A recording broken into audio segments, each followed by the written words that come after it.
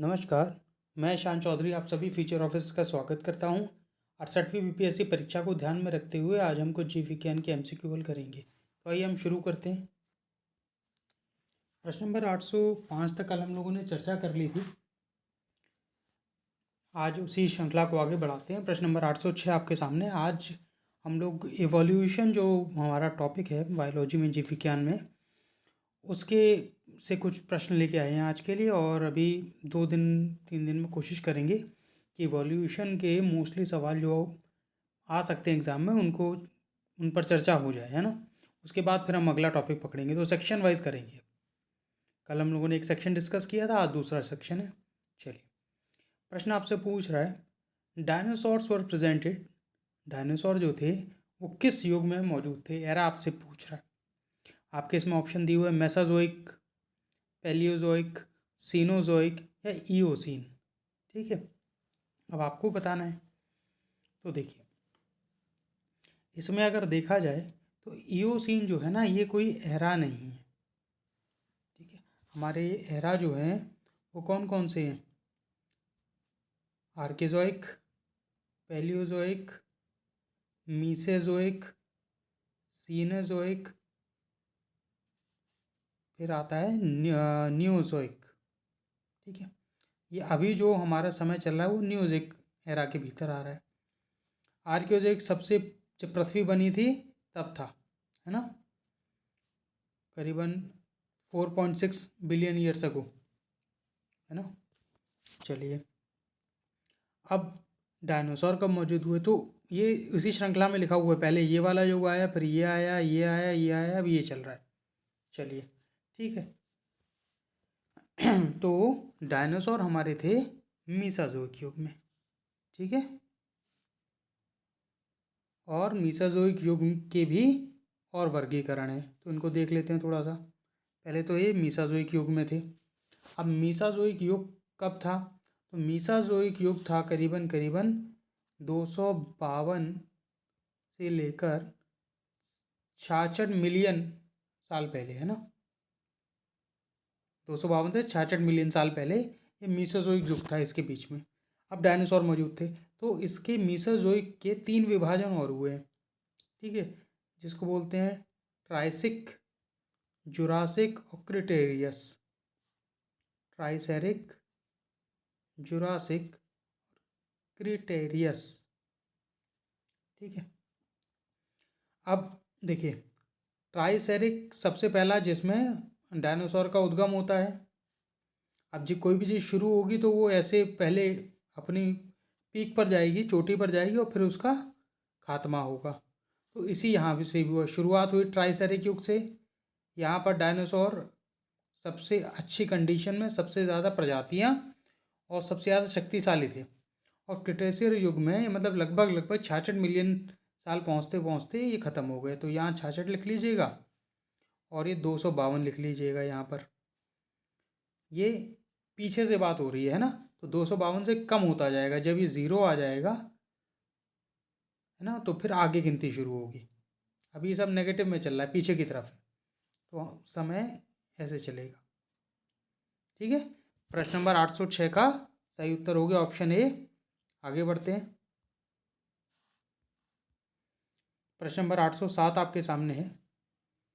प्रश्न पूछ रहा है आपसे, energy is maximum in dash trophic level and minimum in dash trophic level. ऊर्जा डैश पोषी स्तर में अधिकतम होती है तथा डैश पोषी स्तर में न्यूनतम होती है। तो देखिए, ऊर्जा जो है ना, इसके लिए हम बड़ा अच्छा उदाहरण पढ़ते हैं, जिसको हम बोलते हैं एक त्रिभुजाकार। इसे समझने में आसानी होती है। ठीक है, और 10% का सिद्धांत भी यहीं लागू होता है। ठीक है, अब क्या हो रही है, ऊर्जा जो है नीचे से ऊपर की तरफ जा रही है। सबसे नीचे कौन आएगा? तो सबसे नीचे वो आएगा जो भोजन बना रहा है। इनकी तादाद सबसे ज़्यादा और भोजन बना रहे हैं, तो जो बनाता है उसके पास सबसे ज़्यादा ऊर्जा या एनर्जी रहती है। ठीक है, फिर जब ये ऊपर जाएगा तो क्या है कि पेड़ ने मान लीजिए 1000 ऊर्जा बनाई, 1000 जूल। ठीक है, जूल जो है ऊर्जा की इकाई है एनर्जी की, 1000 जूल बनाई। अब कोई शाकाहारी जीव जैसे भेड़, बकरी, गाय, वो जब इस पेड़ को खाएगी तो क्या होगा, इसका कुछ ही अंश मतलब इसका केवल 10% वो शाकाहारी जीव में पहुंचेगा। तो कितना पहुंचेगा, 100। 1000 का 10% कितना हो गया, 100 ही तो हुआ। तो शाकाहारी जीव में कितना पहुंचा, 100। अब इस शाकाहारी जीव को किसी मांसाहारी जीव ने खा लिया तो उसमें कितना पहुंचेगा, तो उसमें 100 का 10%, तो 10 आ गया।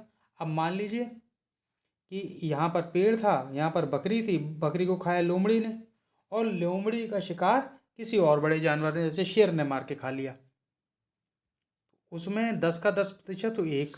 इस तरह ये श्रृंखला होती है। तो आप देख पा रहे हैं कि नीचे से ऊपर जब हम बढ़ रहे हैं तो ऊर्जा का जो स्तर है वो कम होता जा रहा है। ठीक है, अब इसी में से चयन करना है।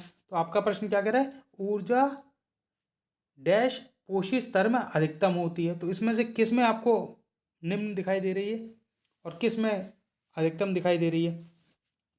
तो सबसे ज़्यादा अधिक किस में होगी, जो निर्माण कर रहा है भोजन का। ठीक है, और सबसे कम कहाँ होगी, जो इसका उपभोग कर रहा है। ठीक है, तो आपका सही उत्तर क्या होगा। ठीक है, तो सबसे यहाँ पहला वाला जो फिलिंदा ब्लैंक्स आपको दिया हुआ है यहाँ पे तो निर्माता आएगा, और उसके ऊपर कौन आएगा, सबसे उच्च कोटि का जो उपभोक्ता है ना, जो सबसे टॉप कंज्यूमर है वो आएगा। पर आपके जो दोनों ऑप्शन बी और सी में, सी तो देखिए गलत हो गया, सबसे नीचे उपभोक्ता नहीं आ सकता, सबसे नीचे आएगा निर्माता, तो सी तो वैसे ही गलत हो गया। ठीक है, सी ऑप्शन। ऑप्शन बी जो कह रहा है आपका, वो क्या कह रहा है, निर्माता और उपभोक्ता, पर इसने ये नहीं बताया है कि कौन सा उपभोक्ता। भाई जो शाकाहारी जीव है वो भी उपभोक्ता है, जो मांसाहारी जीव है जैसे लोमड़ी का उदाहरण दिया वो भी एक उपभोक्ता है, उसका शेर खा रहा है वो भी उपभोक्ता है। तो क्योंकि उपभोक्ता नहीं बताया कि प्रथम प्रथम स्तर का है, द्वितीय स्तर का है, तृतीय स्तर का, तो इसलिए ऑप्शन बी भी नहीं होगा, क्योंकि पूर्ण रूप से नहीं बता रहा है। तो अब हम किस पे आएंगे, अब नीचे देखेंगे तो क्या कह रहे हैं, निचले स्तर पे है ना अधिकतम होती है ऊर्जा, और सबसे ऊपर जो पोशी है उसमें न्यूनतम होती है, टॉप पर, है ना। इसको सबसे ऊपर वाला मानेंगे तो ऑप्शन डी सही हो जाएगा, bottom and top, option D. ठीक है, प्रश्न नंबर 807 का सही उत्तर हुआ ऑप्शन डी। आगे बढ़ते हैं, प्रश्न नंबर 808 आपके सामने है। प्रश्न आपसे पूछ रहा है, the accumulation of non biodegradable substance in a food chain in increasing amount at each higher trophic level is known as. खाद्य श्रृंखला में अजैव निम्नीकरण पदार्थों की में प्रत्येक उच्च पोषी स्तर पर बढ़ती हुई मात्रा में जमा होने को क्या कहा जाता है। आपके ऑप्शन क्या क्या दिए हुए हैं तो देख लेते हैं। ऑप्शन आपके दिए हुए हैं, विषाक्तता या टॉक्सिकेशन। ऑप्शन बी कह रहा है एक्यूमुलेशन या संचय। ऑप्शन सी कह रहा है यूट्रोफिकेशन। ऑप्शन डी कह रहा है बायोमैग्निफिकेशन या जैव आवर्धन, या ई उपरोक्त में से कोई नहीं, एक से अधिक। तो यही समझते कि हो क्या रहा है। इसका कहना है कि पहले तो खाद्य श्रृंखला की बात हो रही है फूड चेन की, तो फूड चेन में हमें पता है खाद्य श्रृंखला में क्या होता है, एक भोजन का निर्माण करता है और ऊपर वाले स्तर के लोग उसको धीमे धीमे खाते हैं। नीचे वाले को ऊपर वाला खाएगा, ऊपर वाले को उसके ऊपर वाला खाएगा, और फाइनली जब सबसे ऊपर वाला जो बैठा हुआ उपभोक्ता है या कंज्यूमर है, जो आमतौर पर एक मांसाहारी जीव होता है, अगर इंसान उस श्रृंखला का हिस्सा नहीं है तो उसकी मृत्यु हो जाने के बाद वो फिर क्या होता है, डिकम्पोजर उसको ख़त्म कर देते हैं। बैक्टीरिया हो गए और विभिन्न प्रजाति के जो कीट होते हैं या गिद्ध हो गए, ये भी उसी में आते हैं।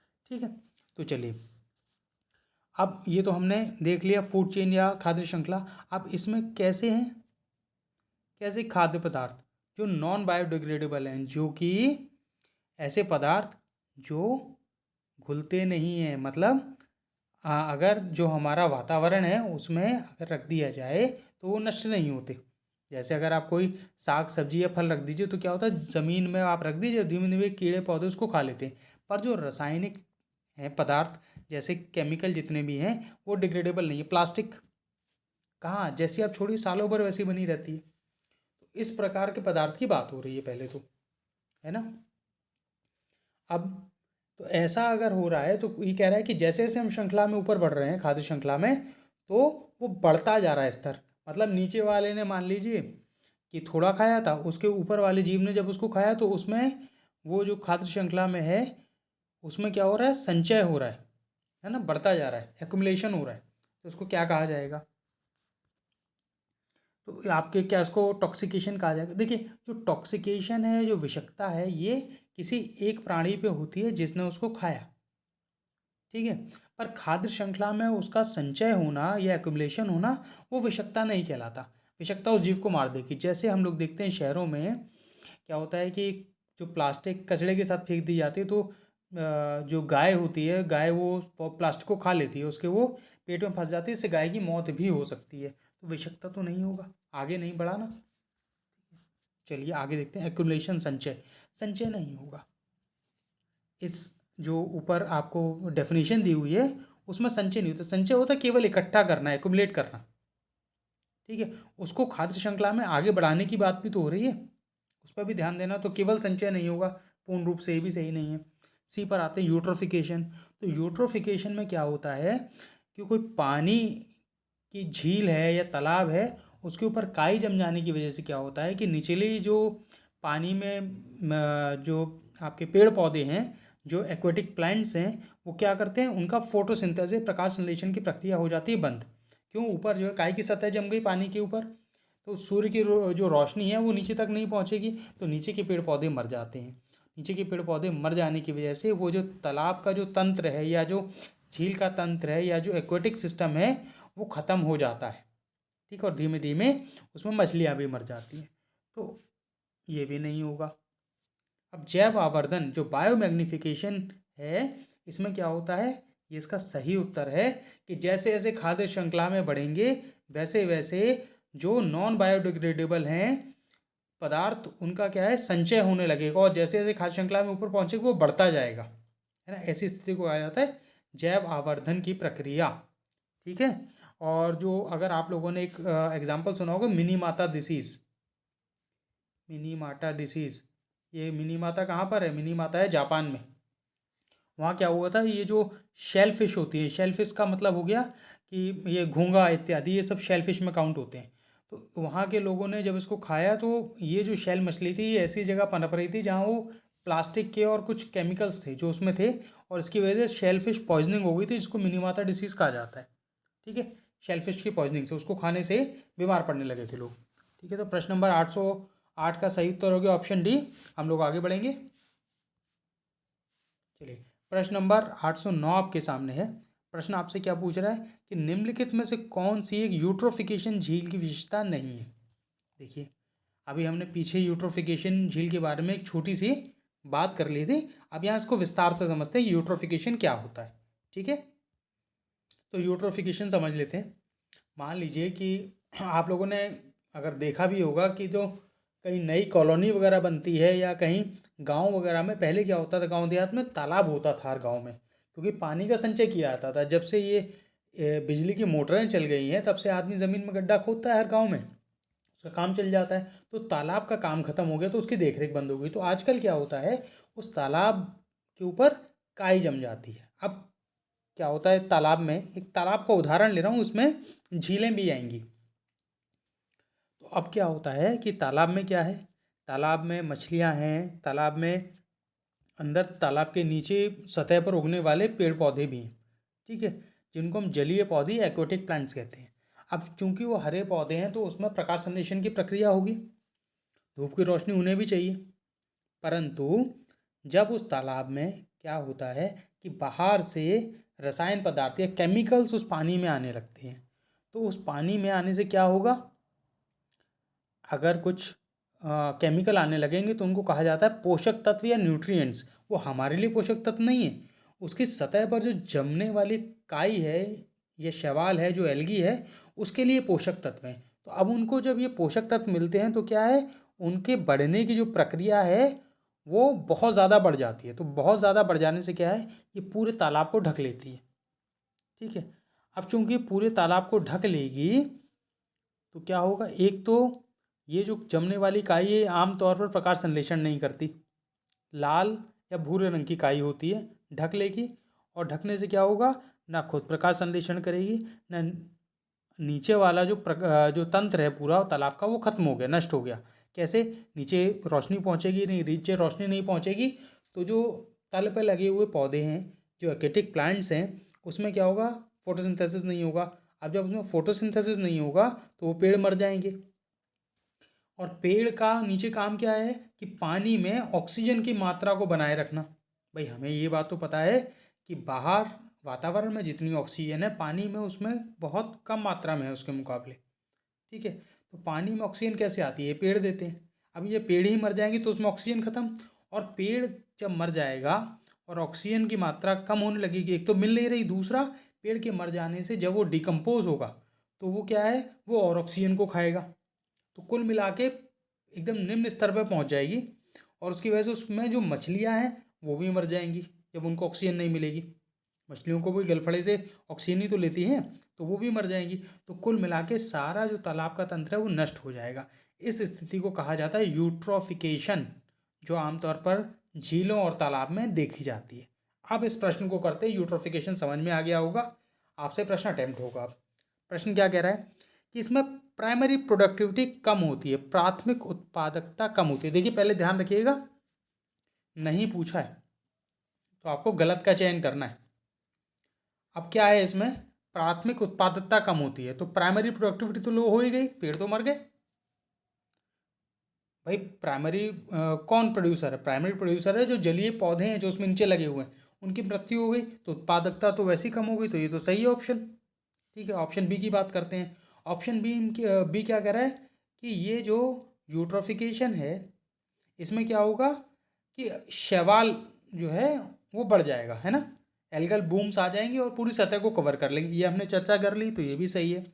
सी ऑप्शन क्या कह रहा है कि पौधों में पोषक तत्वों का प्रभाव कम हो जाता है, तो इसमें पौधों की बात हो रही है किसकी, जो ऊपर काई जम रही उसका पोषक तत्व, तो उसका पोषक तत्व कम नहीं हो जाता, उसका पोषक तत्व बढ़ जाता है, और जिसकी वजह से क्या है, वो जो शैवाल की वृद्धि है उसके दर में बहुत तेज़ी आ जाती है, और वो पूरे तालाब को या झील को ढक लेती है, तो कम नहीं ज़्यादा हो जाती है। और ये रसायन आते कहाँ से हैं, रसायन आते हैं घर की जो कपड़े धोए जाते हैं, या कहीं खेत में जो रासायनिक खाद डाली जा रही है उससे जो पानी निकल के वो जा रहा है तालाब में या झील में और इकट्ठा हो रहा है, और उससे मिलने वाले पोषक तत्व उसके तंत्र को नष्ट करे दे रहे हैं, तो सी ऑप्शन गलत हो गया। ऑप्शन डी क्या कह रहा है, नील हरित शैवाल की प्रधानता होती है, तो ये बात सही है। भूरी काई, लाल काई और नीली हरित काई ये भी उसमें पाई जाती है, तो कौन सा नहीं होगा, ऑप्शन सी। नहीं पूछा था, 809 का सही उत्तर होगा ऑप्शन सी। ठीक है, हम लोग आगे बढ़ते हैं। 67 और 68 बीपीएससी परीक्षा के लिए मेंस क्लासेस 3 अक्टूबर से हमारे यहाँ शुरू हो गई हैं, और 68वीं बीपीएससी परीक्षा जो फरवरी में होना निर्धारित है उसके लिए 2 अक्टूबर से हमारे यहाँ क्लासेस शुरू हो गई हैं। अगर आप लोग चाहें तो बैचेस ज्वाइन कर सकते हैं। प्रश्न नंबर 810 आपके सामने है। प्रश्न आपसे पूछ रहा है कि गोबर गैस संयंत्र में कौन सा जीवाणु प्रयुक्त होता है। तो गोबर गैस में कौन कौन सा प्रयुक्त होता है इसको देख लेते हैं। आपके ऑप्शन क्या दिए हुए, अमीनोफाइंग जीवाणु, एमिनोफाइंग बैक्टीरिया, मिथोजेंस, नाइट्रीफाइंग बैक्टीरिया या नाइट्रोफाइंग जीवाणु। Option D aerobic bacteria, aerobic जीवाणु। इसको देख लेते हैं। अब गोबर गैस क्या होती है, तो गोबर गैस को बायोगैस भी कहा जाता है। ठीक है, और गोबर गैस क्या होती है, कुल मिला के ये मुख्यतः CH4 या मीथेन होती है। ठीक है, ये बात आपको पता होगी। तो गोबर गैस में क्या होता है कि जो गोबर है गाय का गांव वगैरह में, इसको डाल दिया जाता है कहाँ, एक जो गोबर गैस का संयंत्र होता है, प्लांट होता है, उसके अंदर पानी के साथ मिला के, जिसको बोला जाता है स्लरी। स्लरी लगुदी जैसी समझ लीजिए, पानी और गोबर का मिश्रण कैसा होगा, और ये जो है उसके अंदर बंद रख दिया जाता है, और कुछ समय बाद जो ऊपर उसके टैंक लगा होता है उसमें स्टोर होने लगती है, और घरों में जलाने के लिए काम आती है, ज्वलनशील होती है, मीथेन। ठीक है, आप बात कर लेते हैं। तो इसमें जो जीवाणु जो मीथेन को बना रहे हैं, गोबर गैस प्लांट में कौन जीवाणु होंगे, वही तो होंगे जो मीथेन बनाएंगे, मीथेन ही मिल रही है, तो कौन से होंगे वो, क्या वो अमोनीफाइंग जीवाणु हैं। तो देखिए अमोनीफाइंग बैक्टीरिया का मतलब है ऐसे जीवाणु जो अमोनिया बनाएं। ठीक है, और अमोनिया जो है वो कहाँ ज़रूरत होती है, कुछ पेड़ होते हैं वो अमोनिया के रूप में नाइट्रोजन को ग्रहण करते हैं। तो वातावरण से जो अमोनिया बनाने का काम है वो कुछ जीवाणु करते हैं, जो आमतौर पर मिट्टी में पाए जाते हैं। तो वो क्या कर रहे हैं, नाइट्रोजन से अमोनिया बना रहे हैं। अमोनिया हो गया आपका NH3, ठीक है, एक नाइट्रोजन और 3 हाइड्रोजन। तो ये मीथेन तो बना नहीं रहे, तो ये तो गलत हो गया। बी देखते हैं। बी कह रहा है मैथेनोजेंस। तो देखिए इसको अगर शब्द को तोड़ा जाए तो आसानी से समझ पाएंगे। मैथेनोजेंस का मतलब होगा मीथेन, पहला शब्द, यहाँ से तोड़िए इसे। और जेंस का मतलब हो गया जनरेट करना या उत्पाद करना। तो मीथेन का उत्पाद करने वाला जो जीवाणु है वो गोबर के संयंत्र में इस्तेमाल होगा, और यही इसका होगा सही उत्तर। ठीक है, एक एडिशनल इन्फॉर्मेशन और देते हैं। चलिए पहले थोड़े इसके ऑप्शन देखते हैं, फिर एक एडिशनल इन्फॉर्मेशन आपको बताएंगे। मिथेनोजेंस अब याद रहेगा आपको, मीथेन और आगे जेंस मतलब उत्पाद करना या जनरेटर। इंग्लिश में अगर बात करें तो जनरेटर होता है। तो मीथेन को जनरेट करने वाला कहलाएगा मिथेनोजेंस। ये एक बैक्टीरिया है, ठीक है, जीवाणु है। सी की बात करते हैं, नाइट्रीफाइंग जीवाणु। तो नाइट्रीफाइंग जीवाणु में पता है मिट्टी में मिलते हैं, जो पेड़ के लिए क्या करते हैं, नाइट्रेट का निर्माण करते हैं और पेड़ उसको सोख लेते हैं। तो ये तो नहीं होगा। डी ऑप्शन कह रहा है एरोबिक जीवाणु। तो एरोबिक जीवाणु कौन से होते हैं, एरोबिक जीवाणु वो होते हैं जो ऑक्सीजन को सांस के रूप में लेते हैं, ठीक है। और इसके विपरीत दूसरे जीवाणु कौन से होते हैं, एनारोबिक। एन यहाँ यहाँ लिखते हैं थोड़ी जगह के साथ, एनएरोबिक। एनारोबिक कौन से जीवाणु हो गए, जो ऑक्सीजन को नहीं ले रहे हैं, ठीक है, ऑक्सीजन के अभाव में सांस ले रहे हैं। अब वो कार्बन डाइऑक्साइड भी हो सकती है, वो मीथेन भी हो सकती है, कुछ और कीमोट्रोप्स भी हो सकते हैं जो रसायन किसी और पे, कुछ हाइड्रोजन सल्फाइड पर बैक्टीरिया जिंदा रहते हैं। कुल मिलाकर ऑक्सीजन नहीं ले रहे हैं, जैसे हम लोगों को ऑक्सीजन चाहिए सांस लेने के लिए। तो ऐसे जीवाणु क्या बोले जाते हैं, एनारोबिक, ठीक है। और जो मिथेनोजेंस हैं वो एक प्रकार के एनारोबिक बैक्टीरिया हैं, है ना, मीथेन निकाल रहे हैं जो। तो ये भी नहीं होगा। आपका सही उत्तर ऑप्शन बी, एडिशनल इन्फॉर्मेशन आपको दे दी गई है। प्रश्न को संभाल के रखिएगा, कई बार पूछा गया है। आगे बढ़ते हैं। प्रश्न नंबर 811 आपके सामने है। प्रश्न पूछ रहा है सैलेमेंडर के बारे में, कि सैलेमेंडर निम्नलिखित में से किस प्रकार के जानवरों से निकटता से संबंधित है। ठीक है, अब देख लेते हैं। आपके सैलेमेंडर क्या होता है, सैलेमेंडर एक प्रकार का क्या है, उभयचर है, एम्फीबियन है, ठीक है। चलिए अब हमें क्या खोजना है इसमें, हमें खोजना है कि ऑप्शन में कौन सा ऐसी प्रजाति है जिसमें सब उभयचर दिए हुए हैं। उसके बाद मैं आपको समझा दूंगा कि ये कैसे आपस में रिलेटेड है ना, संबंधित कैसे हैं। आपके ऑप्शन क्या क्या दिए हुए हैं, पहला ऑप्शन दिया हुआ है प्रॉन्स और ट्रैप्स, जो झींगे हैं और केकड़े हैं। तो झींगे और केकड़े हमें पता है किस फाइलम के भीतर आते हैं, तो ये आते हैं आर्थ्रोपोडा के भीतर, ठीक है। फिर ऑप्शन बी आपका क्या कह रहा है, डॉल्फिन और व्हेल। तो डॉल्फिन और व्हेल हमें पता है किसके भीतर आती है, फाइलम हो गया इनका कॉर्डाटा या केशुरोक, वर्टिब्रेट से, ठीक है। और इस वर्टिब्रेट में भी स्तनधारी हैं, मैमल्स हैं, एम से लिख देता हूँ जगह कम है, ठीक है। तो ये तो मैमल हो गई, स्तनधारी हो गए। ऑप्शन सी क्या कह रहा है, मेढक और स्थल मेढक, फ्रॉग्स एंड टोड्स। वो मेढक जो स्थल पे रहता है उसको टोड कहते हैं, खुरदुरा होती है इसकी, जो ऊपर की खाल होती है वो खुरदुरी होती है, और जो आमतौर पर पानी में पाया जाता है मेढक उसकी चिकनी होती है। ये फर्क होता है, देख के आप बता सकते हैं, ठीक है। तो ये क्या है, ये उभयचर है ना, एम्फीबियंस हो गए। चलिए आगे बात करते हैं। ऑप्शन डी क्या कह रहा है, छिपकली और सांप। तो छिपकली और सांप क्या है, रेप्टाइल से सरीसृप में। तो अगर इसमें से देखा जाए तो आपका ऑप्शन सी ऐसा है जिसमें दोनों ही क्या हैं, एम्फीबियन हैं या उभयचर हैं, ठीक है। इसको यहाँ से रिलेट कर लीजिए, यही पूछा है। और सैलेमेंडर्स में आता है, सैलेमेंडर पानी में और ज़मीन दोनों पर सांस ले सकता है। और दिखने में ये कुछ कुछ छिपकली जैसा होता है, 4 पैर होते हैं, एक लंबी पूंछ होती है इसके, और इसका मुंह भी कुछ वैसा ही होता है ना। हम लोगों ने पीछे क्लासेस में भी सैलेमेंडर के बारे में चर्चा की है। ये कई बार सैलेमेंडर पूछा गया तो मैं कोशिश करता हूँ इसको ले आऊँ कहीं ना कहीं से, है ना, शायद इसी बहाने आपको याद रह जाए। कुल मिला के प्रश्न सही होना चाहिए परीक्षा में। चलिए प्रश्न नंबर 811 आपने देखा, आगे बढ़ते हैं। प्रश्न नंबर 812 आपके सामने देखिए, प्रश्न आपसे क्या पूछ रहा है। प्रश्न पूछ रहा है मानव में पाए जाने वाले अवशेषीय अंग कौन से हैं। Vestigial organs those present in humans. तो वेस्टिजियल ऑर्गन कौन से होते हैं? ये ऐसे अंग होते हैं जो हमारे पूर्वजों में थे, जिनसे इंसान या मानव विकसित हुआ उनमें थे, वो इसका इस्तेमाल करते थे। पर जो बदलाव की प्रक्रिया हुई, जो इवोल्यूशन का प्रोसीजर हुआ, उसमें अब उन अंगों की ज़रूरत नहीं पड़ती। हम लोगों की दिनचर्या और हम लोगों का जो फंक्शन है वो वैसा नहीं रहा। क्यों? पहले इंसान क्या था, आसमान के नीचे रहता था, जंगल में रहता था, घास खाता था, कच्चा मांस खाता था, ठीक है। आग का आविष्कार नहीं हुआ था, तो वो काम करते थे कहीं ना कहीं। अब आग का आविष्कार हो चुका है, हम तो माइक्रोवेव ओवन रखते हैं, अब गैस है हमारे पास, हम उसमें पका के खा सकते हैं, ठीक है। तो अभी कुछ आपको इसमें अंग दिए हुए हैं, उनकी हम थोड़ी थोड़ी चर्चा कर लेते हैं। आपको आशा करता हूँ अवशेषीय अंग समझ में आ गए होंगे, ठीक है। चलिए बढ़ते हैं। अब देखिए इसमें ऑप्शन ए क्या कह रहा है, निसिटेटिंग मेम्ब्रेन। आंखों में निसिटेटिंग मेम्ब्रेन। अभी निसिटेटिंग मेम्ब्रेन क्या होती है?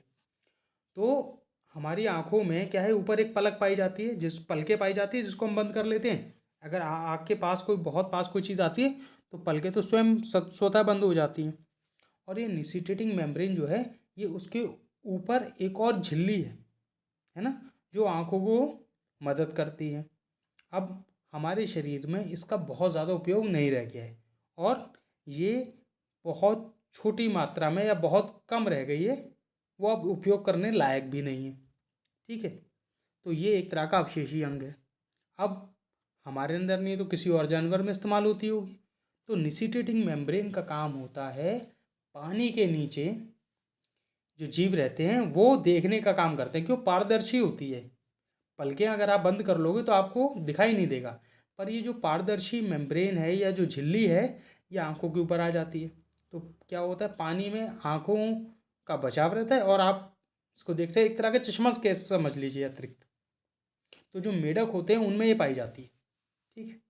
जो चील वगैरह होते हैं वो बहुत तेज़ गति से उड़ते हैं, उनमें भी पाई जाती है निसिटेटिंग मेम्ब्रेन, ठीक है। चलिए अब ऑप्शन बी की बात करते हैं। वर्मी फ्रॉम अपेंडिक्स कमीरू परिशेका, ये कहाँ मिलती है? तो ये होती है हमारी जो बड़ी आंत है उससे चिपकी रहती है। बड़ा छोटा सा, एक लगभग एक उंगली बराबर एक एडल्ट जो मानव होता है उसमें पाया जाता है। इसका काम क्या है? तो अब तो हमारे शरीर में इसका कोई काम नहीं रह गया, पर वर्मी फॉर्म अपेंडिक्स का काम तब होता था। कुल मिला के इस ऑर्गन का काम ये है कि जो सेल्यूलोज हैं, जो पेड़ों में सेल्यूलोज होते हैं, उनके पाचन में मदद करता है, ठीक है। अब सेल्यूलोज पाचन की क्या ज़रूरत पड़ी? तो मानव पहले कच्चे फल, कच्ची घास, साग सब्जी तोड़ के खा लिया करता था।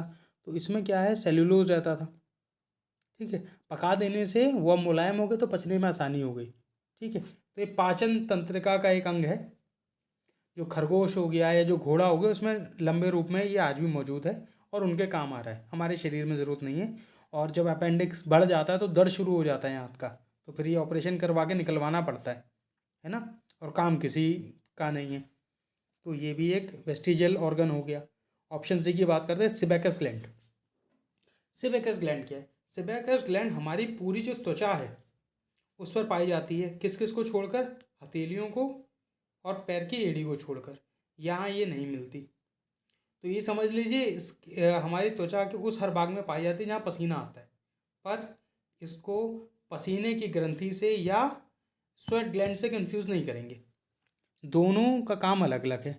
सेबेकस ग्लैंड का काम होता है जो हमारा इस जो त्वचा है उसको चिकना बनाए रखना, है ना, ऑयली ग्लैंड से। और जो पसीने की ग्रंथि है उसका क्या काम है? हमारे शरीर त्वचा की या हमारे शरीर का तापमान को कम रखना, है ना। गर्मी हो जाए तो पसीना आ जाता है, तापमान को बनाए रखता है। और पसीने से बदबू आती है, सेबेकस ग्लैंड से कोई बदबू नहीं आती इसके सेक्रीशन से, ठीक है। और ये भी एक तरह का अवशेषीय अंग है, अब इसकी बहुत ज़्यादा ज़रूरत नहीं है शरीर में, ठीक है। आगे बढ़ते हैं, अक्ल दाढ़। तो अक्ल दाढ़ या विजडम टूथ क्या है? हमारा जो मुंह है या मुख है, इसमें पीछे की तरफ दोनों जबड़ों में दो और दो, मतलब चार नीचे और चार ऊपर, 8 दांत होते हैं जिनको हम कहते हैं विजडम टूथ। इनका क्या काम होता है? इनका काम होता है चबाना, है ना। तो जितने भी शाकाहारी जीव हैं, जैसे गाय हो गई, उसमें ये ज़्यादा होते हैं, वो क्या कहते हैं, जुगाली के काम आते हैं। ठीक है। अब इसका भी उपयोग तभी ज़्यादा था जब इंसान कच्चा खाना खाता था, उसको चबाने में बहुत ज़्यादा समय लगता था। आग के आविष्कार के बाद अब इनकी ज़रूरत नहीं है, पर फिर भी हमारे मुंह में ज़रूर होते हैं, और 20 साल की उम्र के बाद ये आमतौर पर जमते हैं। ठीक है। तो इनकी भी अब ज़रूरत नहीं है। आपसे पूछा क्या जा रहा है? अवशेषी अंक। तो ये चारों ही अवशेषी अंक हैं, और ऐसी स्थिति में जब एक से ज़्यादा उत्तर सही होता है तो हमारा ऑप्शन क्या होता है? Option E. तो 812 का सही उत्तर हुआ ऑप्शन ई। ठीक है, आगे बढ़ते हैं। प्रश्न नंबर 813 आपके सामने। प्रश्न क्या पूछ रहा है? प्रश्न नंबर 813 आपसे पूछ रहा है विटकर के बारे में। तो विटकर किसके लिए प्रसिद्ध थे? तो हमारे जीव विज्ञान में विटकर तो एक ही साहब हैं जिन्होंने क्या दिया था? इन्होंने जगत का जो जीव और पादप जगत, इनका वर्गीकरण किया था अपने हिसाब से। आमतौर पर हम 3 लोगों का नाम पढ़ते हैं। एक तो पहला नाम आता है एरिस्टोटल का, है ना, जिनको जंतु जगत का पिता भी कहा जाता है, जूलॉजी का फादर। एक हम ये विटकर क्लासिफिकेशन पढ़ते हैं, और एक पढ़ते हैं हम कार्लिनस का। ठीक है। तो विटकर का जो क्लासिफिकेशन है, इन्होंने क्या किया था? इन्होंने 5 भागों में बांटा था, है ना। और वही पूछा तो 5 हो गया। अब किस किस में? तो 5 इन्होंने कौन कौन से वर्गीकरण किए थे? पहला दिया था मोनेरा, दूसरा दिया था प्रोटिस्टा, एक दिया था एलगी, एक दिया था फंगी, और एक दिया था एनिमिला ए। ठीक है, अब इनको समझ लेते हैं। मुनेरा। मुनेरा में ऐसे जो है एक कोशीय जीव आ गए जिनमें कोशिकांग नहीं पाया जाता। तो आमतौर पर ये प्रोकार्योट सेल जितने भी है, प्रोकार्योट क्या है, एक कोशिकीय जीव हैं, वो सारे मुनेरा में आते हैं। आमतौर पर इसमें कौन आएंगे? जीवाणु या बैक्टीरिया। ठीक है, ये तो हो गया मुनेरा की बात। बात करते हैं प्रोटोजोआ की। प्रोटोजोआ भी एक कोशिकीय जीव है। इसमें कौन आएगा? इसमें आते हैं यूकोरियोटिक सेल, ये यूकोरियोटिक कोशिकाएं, वो जीव जिनमें कोशिकांग पाए जाते हैं परंतु ये एक कोशिकीय हैं। इसके उदाहरण समझ लीजिए, जैसे कि अमीबा, पैरामीशियम, हम इनका नाम सुनते हैं, युग्लिना, ये सब प्रोटोजोआ हैं। ठीक है, आगे देखते हैं। एल्गी या शैवाल, इसके बारे में तो मुझे नहीं लगता बताने की ज़रूरत है। फंगी या कवक, एक ये हो गया, और एक एनिमिला। अब इन सब के बाद जितने भी बचे कौन से जंतु, उसको उठा के इन्होंने रख दिया आखिरी वाले में, एनिमिला में, जिसमें स्तनधारी हो गए, जिसमें आपके कीड़े हो गए, जिसमें आपकी मछलियाँ हो गई। इन्होंने सबको एक साथ संगठित किया और एक वर्ग में डाल दिया। ठीक है, तो इससे हमें बहुत कुछ जानने को नहीं मिलता। और विटकर कौन थे? विटकर एक अमेरिकी वैज्ञानिक थे। ठीक है, हो सकता है पूछ ली, इसलिए मैं ले आया हूँ उसे भी। तो प्रश्न नंबर 813 का सही उत्तर हो गया ऑप्शन ए। ठीक है, आगे बढ़ते हैं। चंदमणि IAS एकेडमी 67 तो 68 BPSC परीक्षा के लिए मेंस टेस्ट सीरीज़ लेके आया है, जिसमें GS की क्लासेस और टेस्ट हमारे यहाँ 2 अक्टूबर से शुरू हो गए हैं, और ऑप्शनल के लिए टेस्ट सीरीज़ हमारे यहाँ 1 अक्टूबर से शुरू हो गई है। History, geography, PSIR, philosophy, LSW, home science और सोशोलॉजी के लिए आप लोग चाहें तो अधिक जानकारी के लिए जो नंबर दिया हुआ है इस पर कॉल करके अधिक जानकारी प्राप्त कर सकते हैं। ठीक है, प्रश्न नंबर 814 आपके सामने। प्रश्न पूछ रहा है the mutation theory of evolution was given by, विकास का उत्परिवर्तन सिद्धांत किसके द्वारा प्रतिपादित किया गया था? बताइए। ठीक है, आपके ऑप्शन क्या क्या दिए हुए हैं? म्यूटेशन थ्योरी की बात हो रही है, ध्यान रखिएगा। पहला ऑप्शन है लेकमार्क, लेमार्क, माफ कीजिएगा। Option B Mendel, option C Darwin, option D Hugo de Vries. तो चलिए आइए चर्चा कर लें। तो लेमार्क ने कौन सा सिद्धांत दिया था? लेमार्क ने कहा था जो भी फिजिकल चेंज होते हैं, जो बाहरी जो बदलाव हो रहे हैं किसी के एक जीवन काल में, किसी जीव के, वो उसके जो आगे आने वाली संतान है उनमें वो आगे स्थानांतरित होंगे, ट्रांसफॉर्म होंगे। ये किसने कहा था? लेमार्क ने। और इसने उदाहरण किसके स्वरूप दिया था? इसने किताब लिखी थी, फ्रांसीसी वैज्ञानिक था लेमार्क। ठीक है, जिसके सिद्धांत को गलत ठहरा दिया गया था। ठीक है, और इसका सिद्धांत उसको कहा जाता है लेमार्किज्म। ठीक है, इनके नाम पर ही था। ये तो नहीं है, लैमार्क्स तो पूछा नहीं, म्यूटेशन थ्योरी की बात हो रही है।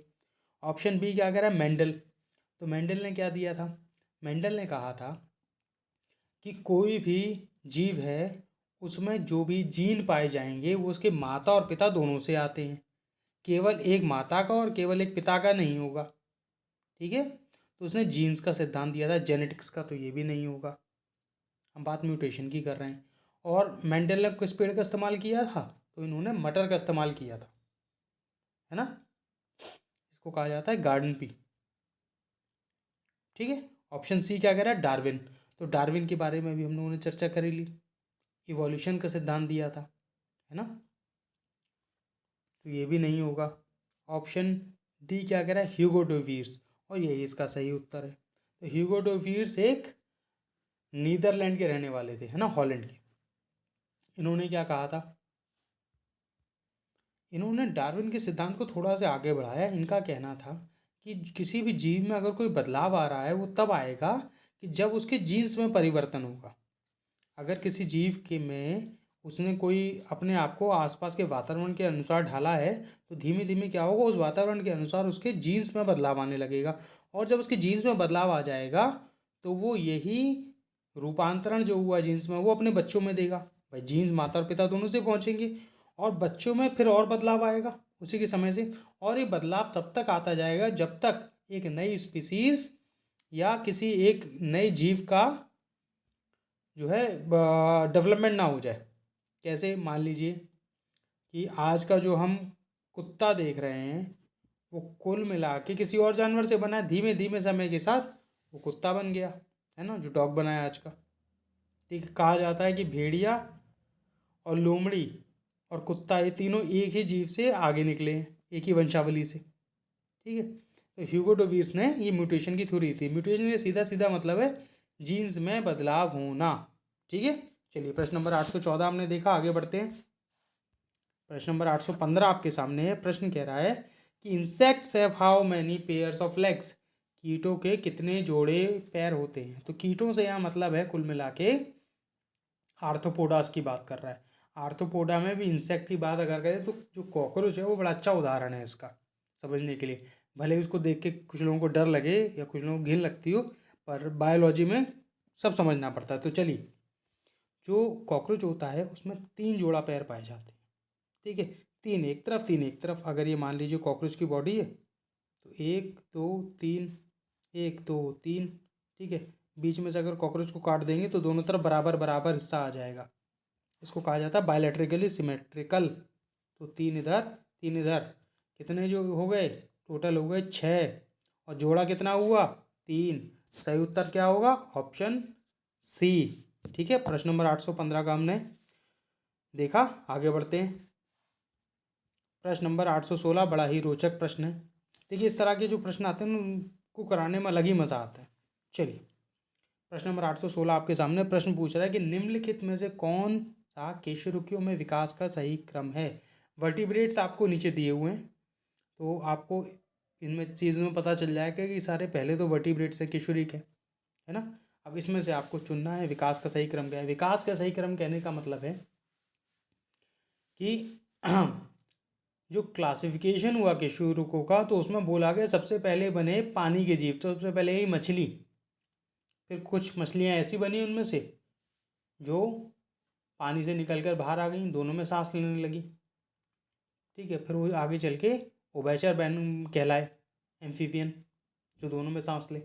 फिर जब वहाँ की कुछ विषम परिस्थितियाँ आई तो ये जो एम्फीबियंस थे या जो उभयचर थे वो आगे किसमें, सरीसृपों में बदल गए। सरीसृपों में और विकास हुआ तो आगे चल के कुछ चिड़िया में बदलाव हुआ और कुछ स्तनधारी बन गए। ठीक है, तो ये सही क्रम बोला जाता है। आइए देख लेते हैं कौन क्रम में सही बैठ रहा है। तो पहला कह रहा है हड्डीदार मछली। हड्डीदार कहने का तात्पर्य ये है कि कई बार अगर मछली दे दें ना उससे कन्फ्यूज़न होने लगता है। ठीक है, चलिए, तो हड्डीदार मछली इसलिए लिख दिया, स्टोनी फिश, बोनी फिश। और मछली के बाद क्या दे रखा है, उभयचर। उभयचर के बाद क्या दे रखा है, सरीसर। और उसके बाद क्या दे रखा है, पक्षी। तो ये तो सही लग रहा है ना। आगे बढ़ते, क्रम को देखते जाइएगा। यहाँ का ही तो लिख देते हैं, पहले फिश आई, फिश के बाद कौन आया, एम्फीबियन आया या उभयचर, फिर आया रेप्टाइल या सरीसृप, फिर आई चिड़िया या एव्स, और उसके बाद आ गया मैमल या स्तनधारी। ठीक है, चलिए इसी क्रम को देखते हैं किसमें मिलता है। और ऑप्शन देखिए, कभी प्रश्न ए जब में जैसे आपको मिल गया तो बाकी ऑप्शन को छोड़ मत दीजिएगा। कहीं दो सही हो गए, ऑप्शन ई सही हुआ तो आपको बाद में बड़ा पछताना पड़ेगा, है ना। तो धैर्य से सवाल को करना है। ऑप्शन बी क्या कह रहा है? ऑप्शन बी कह रहा है पक्षी। पक्षी के बाद हड्डीदार मछली, तो यहाँ ये फंस गया क्योंकि हड्डीदार मछली पहले थी, पक्षी बाद में था, तो ऑप्शन बी तो गलत हो गया। ठीक है ना। चलिए सी क्या कह रहा है? सी कह रहा है कि पहले उभयचर आए। ठीक है जी, उभयचर के बाद कौन आया? सरीसृप या रेप्टाइल, ये भी बात सही है। फिर उसके बाद कह रहा है हड्डीदार मछली है, तो ये गलत हो गया। भाई मछली तो उभयचरों से पहले आई ना, एम्फीबियन से पहले आई बोनी फिश, तो ये नहीं होगा। डी क्या कह रहा है कि पहले सरीसृप आए। ठीक है जी, सरीसृप यहाँ सही है। सरीसृप के बाद पक्षी आए, ये भी ठीक है, पर पक्षी के बाद उभयचर नहीं बने, तो ये भी गलत हो गया। तो इससे क्या पता चलता है कि हमारा ऑप्शन ए अकेला इकलौता ऐसा है जो सही है, और यही इसका सही उत्तर हो जाएगा। प्रश्न नंबर 816 हमने देखा। आगे बढ़ते हैं।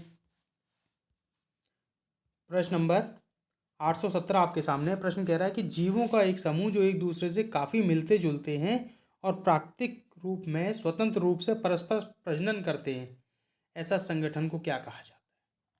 ठीक है, तो देखिए इस प्रश्न को थोड़ा सा अच्छे से समझा देते हैं, ये प्रश्न जिससे आगे परेशान ना करे।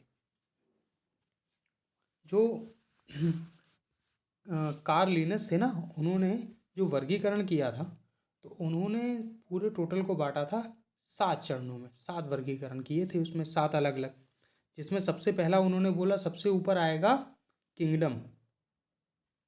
ठीक है, तो इसमें 2 जगतों में बांट दिया, जगत, पादप जगत और जंतु जगत, एनिमल किंगडम और प्लांट किंगडम। ठीक है, उसके बाद बोला जी किंगडम जो है फिर आगे जाके बट गए किसमें? फाइलम में। ठीक है, हम अलग अलग फाइलम पढ़ते हैं, जैसे उदाहरण के तौर पर समझ लें, कॉर्डाटा हो गए। एक तरफ हम पढ़ते हैं मोलस्कास पढ़ते हैं, आर्थ्रोपोडा पढ़ते हैं, इसमें सारे आर्थ्रोपोडा में सारे कीड़े आते हैं। ठीक है, फाइलम हो गया। अब फाइलम के बाद क्या बना? तो फाइलम के बाद बना क्लास। ठीक है, क्लास के बाद क्या आया? क्लास के बाद आया ऑर्डर। ऑर्डर को बोला जाता है क्रम। ठीक है, ऑर्डर। अब इसमें क्लास में क्या आया? देखिए एक उदाहरण के तौर पर अगर हम जानवरों की बात करें तो फाइलम की बात हो गई। क्लास में आएगा कि फाइलम किस में डिवाइड हो रहा है। अगर मान लीजिए हम बात करते हैं, इंसानों की बात कर लेते हैं, तो इंसानों में क्लास कौन सी है? तो क्लास हम लोगों की है मैमल, है ना, जो स्तनधारी है ना, मनुष्य। तो कॉल डाटा है क्योंकि रीढ़ की हड्डी पाई जा रही है, केशुरक है ना, वर्टिब्रेट्स। और उसके बाद क्या है क्लास के भीतर? तो क्लास के भीतर हमारे पास है मेमलिया या स्तनधारी है। ठीक है, स्तनधारी के बाद क्या आएगा? अब ये बताया जाएगा। ऑर्डर। ऑर्डर का मतलब क्या वो शाकाहारी हैं, क्या वो मांसाहारी हैं, क्या वो दोनों खाते हैं, कार्निवोर हैं, ओमनीवोर हैं कि हर्बीवोर हैं? तो इंसान क्या है? ओमनीवोर है, तो ऑर्डर इसका ओमनीवोर हो गया। ठीक है, अब ऑर्डर के बाद फिर आगे चलेंगे तो फिर बात करेंगे फैमिली की, है ना। फैमिली का मतलब होता है कुल, परिवार नहीं होता यहाँ, गलती मत करिएगा। तो कुल, तो कुल से मतलब क्या हो गया? कुल से मतलब हो गया इसका नामकरण यहाँ से शुरू हो जाएगा। ठीक है, फैमिली के बाद, फैमिली के बाद आएगा जीनस। जीनस का मतलब हो गया जाति। तो जैसे मनुष्य में हमारी क्या जाति है? तो हम लोग आते हैं होमो में, है ना, होमो जाति है। और जीनस के बाद आता है स्पीसीज फाइनली, जिसमें पूरा नाम लिखा जाता है। तो हमारी स्पीसीज क्या है? सेपियंस। ये नाम हो गया मनुष्य का, होमो सेपियंस। अब प्रश्न पर आते हैं। तो कह रहा है group of organism that closely resemble each other and freely interbreed in nature. जीवों का वो समूह जो आपस में मिलते जुलते हैं एक दूसरे से, साथ ही साथ परस्पर प्रजनन करते हैं। तो जितने मनुष्य हैं, अगर केवल मनुष्यों की बात करें तो वो कहाँ आके सबसे निचले स्तर पर एक जैसे होंगे? तो किस में आएंगे? स्पीसीज में। ठीक है, देख रहे हैं ना, ऊपर से शुरू करेंगे आखिरी पे जाके स्पीसीज पे ख़त्म होगा तो मनुष्यों के बीच में आपस में शादियाँ होती है। ठीक है, तो उत्तर क्या हो जाएगा? प्रजातियां या स्पीसीज। प्रश्न नंबर 817 का देखिए, बहुत कोशिश की है जितने आसान शब्दों में समझाने की। ये क्रम आपको याद रखना पड़ेगा कार्लिनस का। इस तरह का प्रश्न घूम सकता है, इसलिए कि पहले क्या आया, फिर क्या आया, फिर क्या आया, क्या आया। ठीक है, तो ये 7 चरण हैं, आपको याद रखने पड़ेंगे, नहीं तो फिर प्रश्न करना मुश्किल हो जाएगा, वहाँ पर कन्फ्यूजन शुरू हो जाएगा। या तो इसका कोई चीट कोड बना लीजिएगा अगर आप वैसा करना चाहें, और सीधा याद रखना चाहें तो सीधा भी रख सकते हैं। हम लोग आगे बढ़ते हैं। चंदमनी IAS एकेडमी 68वीं BPSC परीक्षा के लिए लेके आया है क्लास और टेस्ट सीरीज़, जिसमें क्लासेस 2 अक्टूबर से हमारे यहाँ शुरू हो गई हैं, और इन क्लासों में 41 टेस्ट डिस्कशन के साथ पूर्ण रूप से कराए जाएंगे। आप लोग अधिक जानकारी के लिए 800-2255-086 पर कॉल करके अधिक जानकारी प्राप्त कर सकते हैं। प्रश्न नंबर 818 आपसे पूछ रहा है कि which one is link to evolution, कौन सा विकास से जुड़ा हुआ है ना। तो इसमें आपके ऑप्शन क्या क्या दिए हुए हैं। पहला ऑप्शन है प्रतिस्पर्धा या कंपटीशन, ऑप्शन बी कह रहा है भिन्नता या वेरिएशन, ऑप्शन सी प्रजनन, या डी एक्सटिंक्शन विलुप्त होना। तो देखिए, विकास की अगर बात होगी तो विकास में विलुप्त होना तो नहीं होगा। फिर विकास किस बात का अगर विलुप्त हो गए तो जो विलुप्त हो गया वो तो खत्म हो गया। ठीक है, फिर अब विकास की बात हो रही है तो आपस में प्रतिस्पर्धा तो होगी, परंतु वो विकास का क्रम नहीं कहलाएगा। विकास का क्रम कहलाएगा भिन्नता। कैसे? मानव का जब देखिए, मानव का उदाहरण सबसे अच्छा है, अपने ऊपर लागू होता है, समझ में बहुत बढ़िया से आता है, इसलिए मैं मानव को लेके चलता हूँ हमेशा। ठीक है, चलिए, तो मानव का विकास किससे हुआ? कहा जाता है बंदर से हुआ। तो बंदर से ऐसा नहीं है कि कल चिंपांजी था और आज का आदमी आया और उसने लैपटॉप पकड़ लिया, ऐसा तो हुआ नहीं। चरणों में विकास हुआ कि बंदर था, बंदर पेड़ से नीचे उतरा, सालों की जो है इवोल्यूशन की प्रक्रिया में, विकास की प्रक्रिया में, फिर ज़मीन पर उसने दौड़ना शुरू किया, फिर धीमे धीमे वो सीधा खड़ा हो गया, फिर उसके शरीर से धीमे धीमे बाल कम होने शुरू हो गए, सर का, खोपड़ी का जो मस्तिष्क का साइज़ था वो कम हुआ, खोपड़ी का मस्तिष्क का साइज़ बढ़ा, है ना, खोपड़ी का साइज़ धीमे धीमे कम हुआ, जबड़ा छोटा हुआ। तो ये सब क्या है? ये वेरिएशन है, भिन्नता है। हम उनसे धीमे धीमे विकास के दर में इतने आ गए हैं कि जिस बंदर से इंसान बन के चलना शुरू हुआ था, अब वो बंदर हमें बंदर जैसा दिखाई देता है, उसमें इंसान वाला कोई लक्षण नहीं है। क्यों? बदलाव इतना आ गया है, तो क्या हो रहा है? भिन्नता हो रही है। तो आसपास के जो वातावरण है या जो एनवायरनमेंट है उसके हिसाब से जो बदलाव आ रहे हैं, जो चेंजेस आ रहे हैं, वो आगे की जनरेशन जो संतान है उनको आगे दिया जा रहा है। तो क्या है? ये भिन्नता है ना, वेरिएशन है। तो इसलिए सही उत्तर क्या होगा? भिन्नता या वेरिएशन। प्रजनन की प्रक्रिया से भिन्नता को कोई लेना देना नहीं है। प्रजनन हो रहा है ठीक है, पर भिन्नता जब तक नहीं आएगी तब तक विकास नहीं होगा। ठीक है, हम लोग कहते हैं ना कि शहरीकरण हो रहा है, तो शहरीकरण में क्या है? हम लोग अपने जो क्रियाकलाप है उनको बदल लेते हैं। गांव के व्यक्ति और शहर के व्यक्ति आपस में तुलनात्मक अध्ययन किया जाता है, इनका कंपैरिजन कि क्या फ़र्क है आपस में। तो क्या है? हम वेरिएशन, भिन्नता देख रहे हैं, है ना। और कहा जाता है कि शहरीकरण हो गया तो जगह का विकास हो गया, ऐसी मान्यता है। चलिए, उस बात पर नहीं आते। प्रश्न नंबर 818 का सही उत्तर है ऑप्शन बी। आगे बढ़ते हैं। प्रश्न नंबर 819 आपके सामने है। प्रश्न पूछ रहा है कि the primitive atmosphere of earth contain water vapour, hydrogen and ammonia. पृथ्वी का जो आदिम वातावरण था उसमें जलवाष्प, हाइड्रोजन, अमोनिया और क्या उपलब्ध था? तो देखिए, पृथ्वी का जब निर्माण हुआ तो उस समय पृथ्वी बहुत गर्म थी, करीबन करीबन 4.6 बिलियन ईयर्स पहले पृथ्वी का निर्माण हुआ, ऐसा बताया जाता है। ठीक है, तो क्या हुआ जब वहाँ वातावरण बना समय के साथ, पहले तो हाइड्रोजन और हीलियम का एक पतला सा वातावरण था, फिर जब अंदर से ज्वालामुखी फूटे और गैसें निकली तो इसका वातावरण बना, एक स्थिर वातावरण। तो उसमें शुरू में ऑक्सीजन नहीं थी। क्यों? ऑक्सीजन कहाँ से उत्पन्न होती है? हमें पता है, कई बार मैंने आप लोगों से चर्चा की है कि ऑक्सीजन कैसे बनेगी? प्रकाश संश्लेषण की प्रक्रिया से। और प्रकाश संश्लेषण के लिए क्या चाहिए? पौधे। तो जब पौधों का निर्माण ही नहीं होगा तो ऑक्सीजन कैसे बनेगी? तो ऑक्सीजन तो आदिम नहीं थी वातावरण में। ठीक है, क्या क्या था वो बता देते हैं, ऑप्शन आसानी से हो जाएंगे। ठीक है, देखिए, जो पुराना वातावरण था, तो बात शुरुआत करते हैं। पुराने वातावरण में क्या क्या था? पुराने वातावरण में पहले था जलवाष्प या वाटर वेपर्स। ठीक है, पानी तो था ही, जीवन नहीं था। और हाइड्रोजन मौजूद थी। ठीक है, अमोनिया मौजूद थी और मीथेन मौजूद थी। ठीक है, ये 4 गैसें मौजूद थी। आपके ऑप्शन में क्या क्या दिया हुआ है? आपके ऑप्शन में ऑक्सीजन दिया हुआ है, नाइट्रोजन दिया हुआ है, नाइट्रोजन डाइऑक्साइड दिया हुआ, माफ़ कीजिएगा, कार्बन डाइऑक्साइड दिया हुआ और मीथेन दिया हुआ। और मीथेन इसका सही उत्तर हो जाएगा। क्यों? जलवाष्प, हाइड्रोजन, अमोनिया, ये हमने 3 नीचे लिख ही लिए। अब गैसों का भी अगर तुलनात्मक अध्ययन देख लें तो अमोनिया कितनी थी? 2। ये क्या है, रेशो बता रहा हूँ, है ना, ध्यान रखिएगा। मीथेन थी 2 और हाइड्रोजन थी वातावरण में 1। ये मुख्य घटक थे इसके। ठीक है, प्रश्न नंबर 819 का हमने देखा, सही उत्तर ऑप्शन डी। आगे बढ़ते हैं। प्रश्न नंबर 820 आपके सामने है। प्रश्न पूछ रहा है कि जो डार्विन का सिद्धांत था, Darwin theory of natural selection, वो किस पर आधारित था?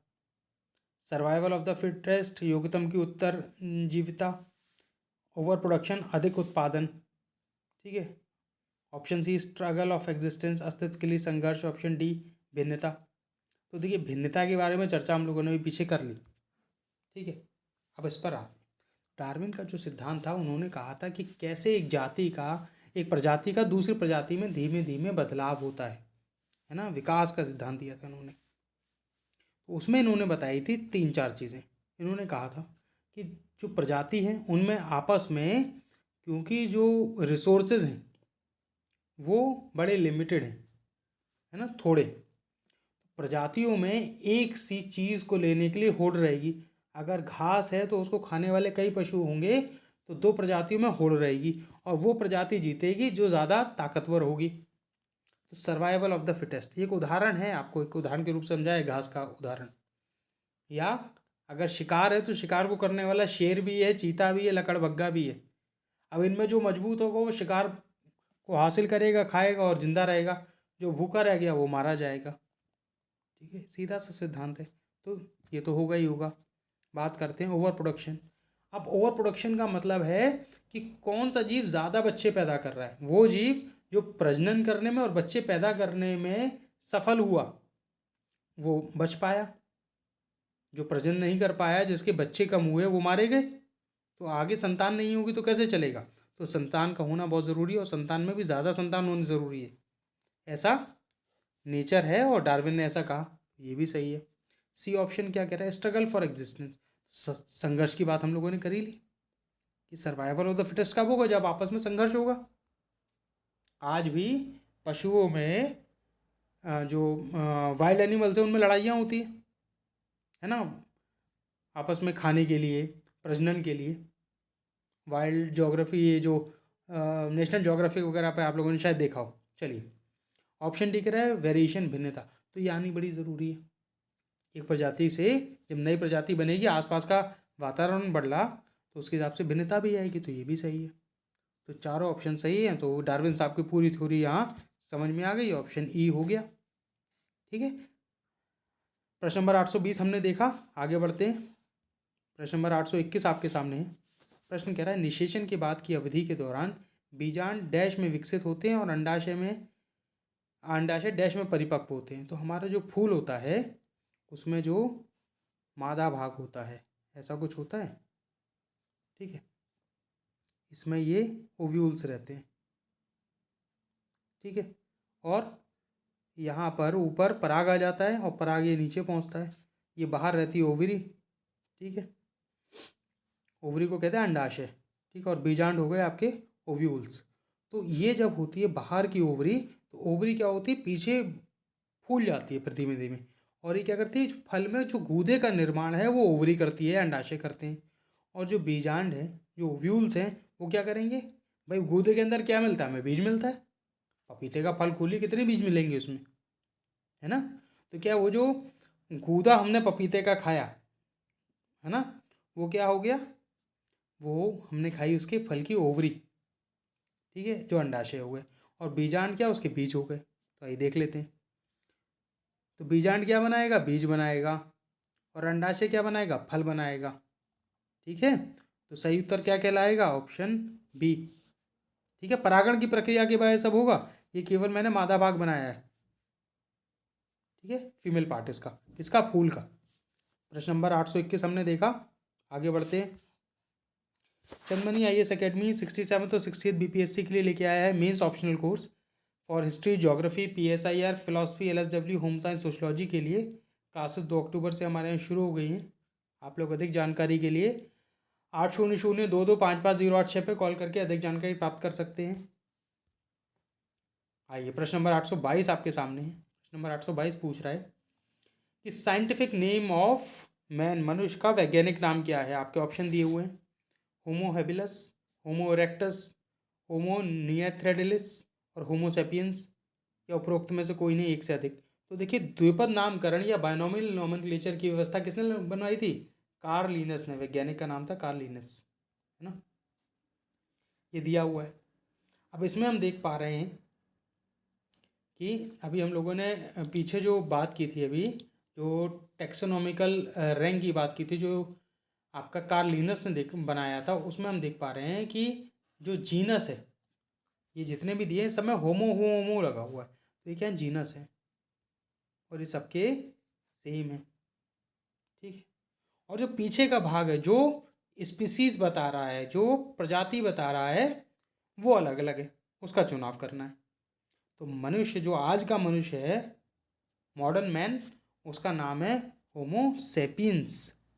बाकी क्या है फिर, तो होमो, ये देखिए ऊपर के जो तीन है ना, ये मनुष्य के पौराणिक, कह लीजिए हमारे पूर्वज हैं, जिनसे मानव का निर्माण हुआ।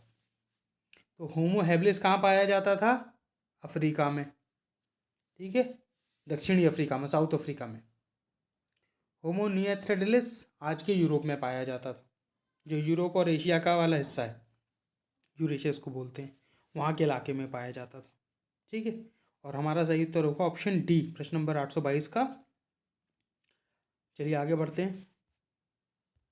प्रश्न नंबर 823 आपके सामने प्रश्न पूछ रहा है, किसी परितंत्र में ऊर्जा का प्रवाह सदैव होता है, बहुदिशात्मक, एक दिशात्मक, द्विदिशा में, या फिर परिपत्र प्रवाह या सर्कुलर फ्लो। आइए देख लेते हैं। कुछ ऐसा होता है ऊर्जा का पिरामिड। ठीक है, इसमें क्या होता है, सबसे नीचे कौन होगा, जो खाना बनाएगा, प्रोड्यूसर्स। उसके ऊपर क्या होगा, प्रथम उपभोक्ता या कंज्यूमर लेवल 1। उसके ऊपर कंज्यूमर लेवल 2। तो ये दूसरा, ये पहला, और ये प्रोड्यूसर। प्रोड्यूसर में आ गए पेड़ पत्ते, प्रकाश संश्लेषण की प्रक्रिया से खाना बना रहे हैं। प्रथम तल पे कौन आ गया, प्रथम उपभोक्ता या कंज्यूमर्स। तो कौन से हो गए, शाकाहारी जीव। द्वितीय स्थल पे कौन आ गया, द्वितीय स्थल पे मतलब द्वितीय स्तर पर, सेकंड लेवल पर कौन आ गया, जो मांसाहारी जीव हैं, जो इन शाकाहारी जीवों का भक्षण कर रहे हैं या इनका शिकार कर रहे हैं, किल कर रहे हैं। ठीक है, इसमें शेर आ गए दूसरे नंबर पे, पहले पे बकरी आ गई, ये पेड़ पौधे हो गए। तब इसमें हम क्या देख पा रहे हैं, जो हमने 10% ऊर्जा का सिद्धांत दिया था कि नीचे से ऊपर केवल जितनी ऊर्जा मिली है उसका 10% ही ऊपर जाएगा। तो ऊर्जा हमेशा नीचे से ऊपर की तरफ जाती है। क्यों, शेर का शिकार पेड़ पौधे नहीं करते ना, ना बकरी शेर का शिकार करेगी, तो नीचे कैसे आएगी ऊर्जा। बकरी मर गई, ख़त्म हो गई, उसकी ऊर्जा शेर ले गया, और उसका भी 90% भाग था, वो खराब हो गया, 10% उसको मिला। तो ये कैसा है, ये केवल एक दिशात्मक है, नीचे से ऊपर की तरफ बढ़ेगा केवल। और यही ऐसा ऊर्जा का एक पिरामिड ही ऐसा है जो हमेशा सीधा रहता है, उल्टा नहीं होता, किसी भी और परिस्थिति में, किसी और इकोसिस्टम में इसका बदलाव नहीं होगा। सही उत्तर होगा यूनिडायरेक्शनल, एक दिशा एक। ठीक है, प्रश्न नंबर 823 हमने देखा। आगे बढ़ते हैं। प्रश्न नंबर 824 आपके सामने है। प्रश्न पूछ रहा है, सजीवों के विकास के संदर्भ में निम्नलिखित में से कौन सा क्रम सही है। तो बताइए, इस तरह का पीछे हमने अभी एक सैलेमेंडर का प्रश्न देखा था, उसी के ऊपर है। पहला दिया हुआ है मेढक। तो अभी हमने पीछे क्या बात की थी, सबसे पहले मछलियाँ आई, मछलियों के बाद उभयचर आए जिनको एम्फीबियन बोला गया, फिर रेप्टाइल आए सरीसृप, फिर चिड़िया आई और फिर स्तनधारी आए। तो ये मिला लेते हैं। पहला ऑप्शन क्या कह रहा है, मेढक, ठीक है, उभयचर है। उसके बाद क्या है, अजगर, रेप्टाइल है, ठीक है। उसके बाद क्या है, कंगारू, तो ये क्या है, कंगारू, स्तनधारी, तो ये तो ठीक है। बी क्या कह रहा है कि पहले रोहू आई, रोहू मछली हो गई, ठीक है। फिर डॉल्फिन आई, डॉल्फिन क्या है, स्तनधारी है, ठीक है।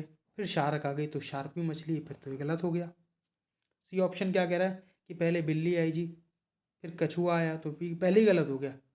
स्तनधारी है बिल्ली, कछुआ क्या है, कछुआ रेप्टाइल है, सरीसृप है ना, उभयचर में मत लगाइएगा ऐसे। तो गलत हो गया। फिर डी क्या कह रहा है कि पहले मेढक आया फिर केकड़ा आया, तो ये वैसे ही गलत हो गया। केकड़ा आर्थ्रोपोडा है, बहुत पीछे चला गया, ठीक है।